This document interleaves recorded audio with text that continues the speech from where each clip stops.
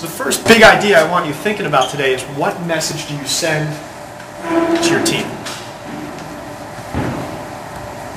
Here are a couple thoughts. I think we have to learn this really quick to start today's talk because there's this premise. Before I can instill any confidence in others, I have to figure out how to pull it off in myself, right?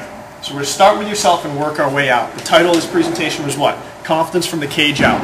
If you want a confident team, it starts from your goalie and spreads out. We're going to talk about the cages and your face mask spreading out. We've got to figure out what this means. Think back over your last year. I'm not going to ask anyone to say it out loud because there's some nights I'm sure you loved, some nights you didn't. But I'm curious, what message were you sending to your team? I see a few options as we go through the year.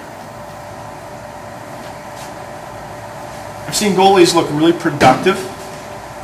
I've seen goalies make their teammates go, what the heck is he or she doing? Productive or purposeless? And can you show this stuff off in the way you act? What do you think? Yeah. Confident or stressed? Over the last couple of weeks, I've been spending my time basically with groups like this talking. And I can't tell you how many times, especially at kind of the high school level, I've had a coach or a parent say to me, so-and-so's got work to do, Adam, because they're an emotional knucklehead. No, wait a second. Does that send a message to one's team? If you let in a goal and things go kooky, what's your team thinking all of a sudden? God, we got to play well. So-and-so's out to lunch today. Right? So I'm curious, what message were you sending? Do you send a comforting message or a confusing message? Right? You can think of ways you can confuse the heck out of your teammates, right? What is he doing that today for?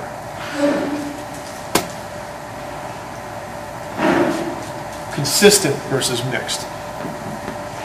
Now, what are we going to use? Say consistency, right? That word consistent. Perhaps that's the biggest way we say it. Isn't it goalie? Doesn't that team want to know what they're going to get night in and night out? You know, I have a picture of Peter Delmas up here. He plays up in Lewiston. And I don't know if anyone follows or knows stuff, but last year he was backing up Jonathan Bernier. You guys know that name? Last time I checked, a pretty decent goalie, right? Anyone in the NHL win last time is, in my belt's pretty good. Last year, he was Bernier's backup. So no one knew what they were going to get when he stepped on the ice. They were like, he's not seeing much ice. What are we going to get? It turned out this year, because Bernier was on the road a lot. He was with LA for a while. He was out with the Canadian junior national team. You know, he was all away. They found out, Peter, that look on his face I always thought was perfect. This is a great picture. You know, I grabbed it off the NHL website. He just kind of looks like, ho-hum, right? I'm there for you. Don't worry about it. That's totally his personality. He was kind of that rock. The guys knew if he was in there, he'll play fine.